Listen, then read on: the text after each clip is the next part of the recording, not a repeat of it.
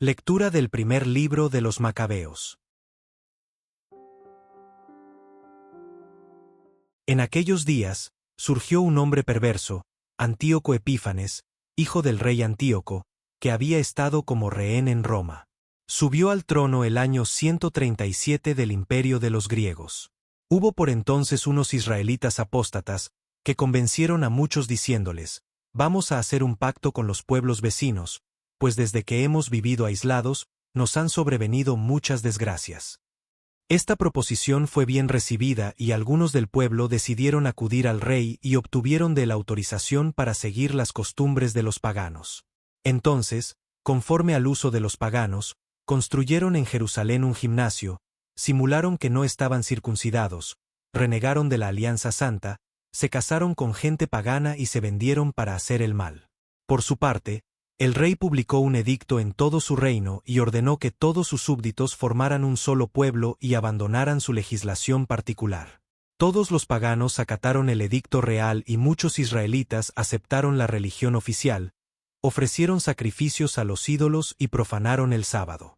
El día 15 de diciembre del año 145, el rey Antíoco mandó poner sobre el altar de Dios un altar pagano, y se fueron construyendo altares en todas las ciudades de Judá. Quemaban incienso ante las puertas de las casas y en las plazas, rompían y echaban al fuego los libros de la ley que encontraban. A quienes se les descubría en su casa un ejemplar de la alianza y a los que sorprendían observando los preceptos de la ley, los condenaban a muerte en virtud del decreto real.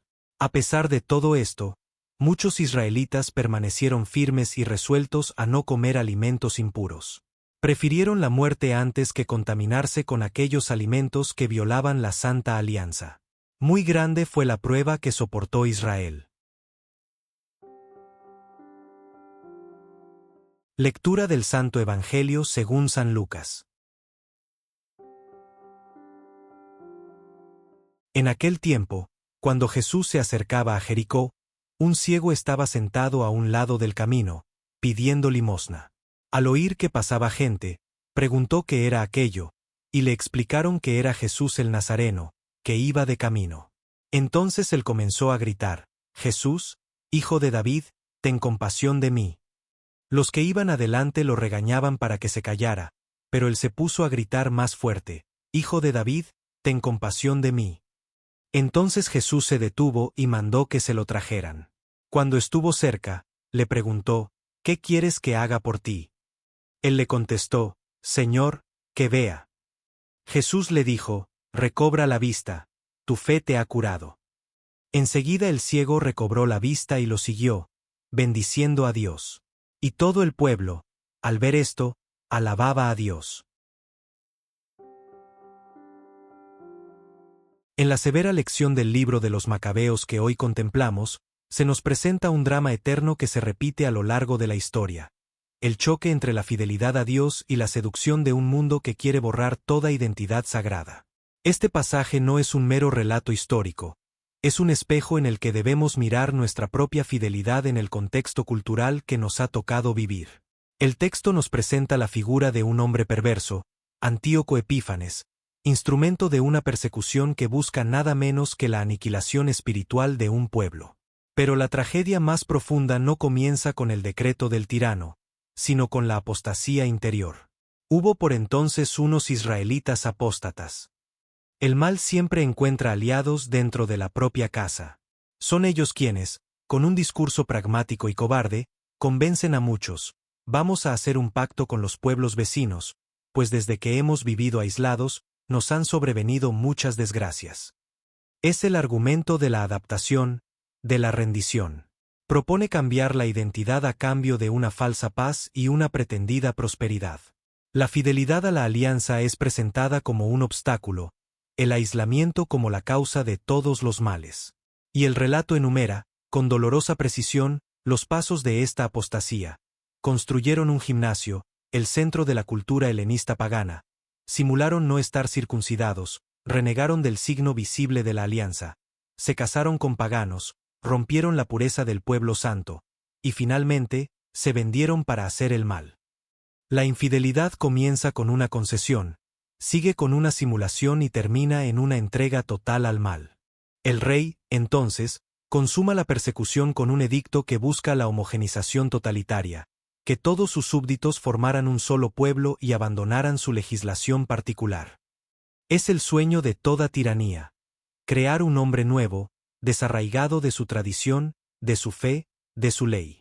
Y el texto señala con amargura, todos los paganos acataron, y muchos israelitas aceptaron la religión oficial. La apostasía se masifica. La profanación llega a su culmen cuando se coloca sobre el altar de Dios un altar pagano. Es el símbolo de la sustitución. Donde debía estar el Dios vivo, se entroniza el ídolo.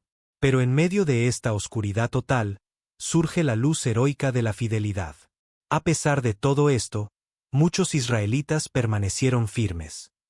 Su resistencia no fue violenta en un primer momento, sino interior y valiente, resueltos a no comer alimentos impuros. Se aferraron a un precepto alimenticio, no por fanatismo, sino porque era un signo tangible de su pertenencia a Dios. Comer el alimento impuro significaba romper la alianza, traicionar su identidad más profunda. Y entonces pronuncian la frase que debería grabarse en nuestro corazón: prefirieron la muerte antes que contaminarse. La muerte física les pareció preferible a la muerte espiritual de la apostasía. Muy grande fue la prueba que soportó Israel. La prueba no fue la persecución externa, sino la elección dramática entre la vida terrena y la fidelidad eterna. En el camino de la vida, a menudo nos sentamos al borde, limitados por nuestras cegueras, esperando apenas una limosna de consuelo. El Evangelio que hemos proclamado nos presenta hoy una figura luminosa que rompe con su clamor la rutina del camino y nos revela el dinamismo de una fe que salva. El relato nos sitúa en las afueras de Jericó, la ciudad antigua, símbolo de un mundo viejo que pronto será conquistado por la gracia.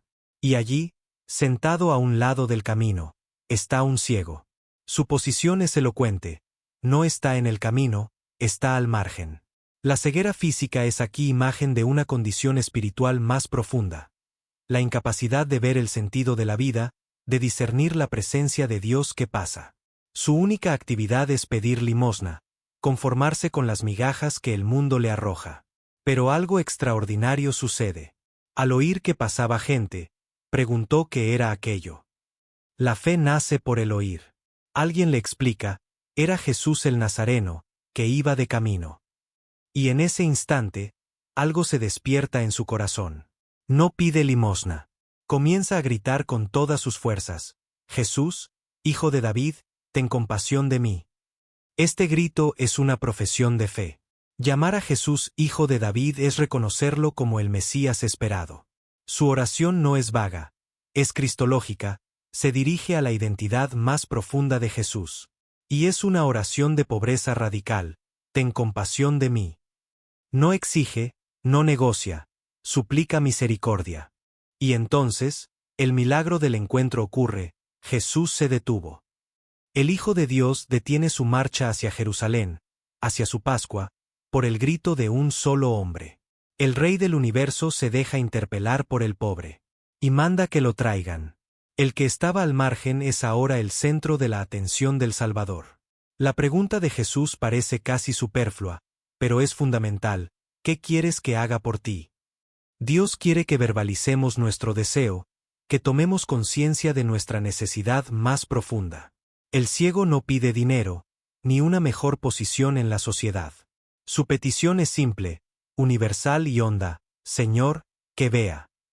Es el anhelo de toda alma: salir de las tinieblas a la luz, contemplar el rostro de Dios, discernir su camino. La respuesta de Jesús es inmediata y liberadora: recobra la vista, tu fe te ha curado. No fue la compasión de Jesús en abstracto, sino la fe concreta, insistente y valiente del ciego la que activó el poder sanador del Señor. La fe es la mano que recibe el don. El resultado es una transformación total. Enseguida el ciego recobró la vista. El milagro físico es signo de uno mayor. Y su primera acción no es correr a disfrutar de su nueva vida, sino que lo siguió, bendiciendo a Dios.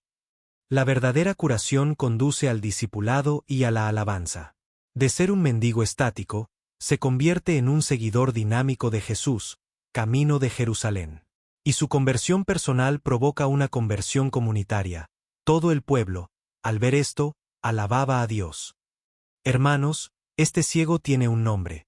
Se llama Bartimeo, pero hoy se llama como cada uno de nosotros. Estamos ciegos de mil maneras. Ciegos a las necesidades del hermano, ciegos a nuestro propio pecado, ciegos a la presencia de Dios en lo cotidiano. Estamos sentados al borde del camino, conformándonos con las limosnas de felicidad que ofrece el mundo. Jesús pasa hoy, en su palabra, en la Eucaristía, en el rostro del pobre. Que tengamos la valentía de romper el silencio y gritar con fe: Jesús, Hijo de David, ten compasión de mí. Que no nos dejemos acallar por nadie. Y cuando Él nos pregunte, ¿qué quieres?, que sepamos responder desde lo más hondo: Señor, que vea. Para que, curados por su gracia, podamos seguirle por su camino, bendiciendo a Dios con una vida nueva. Amén.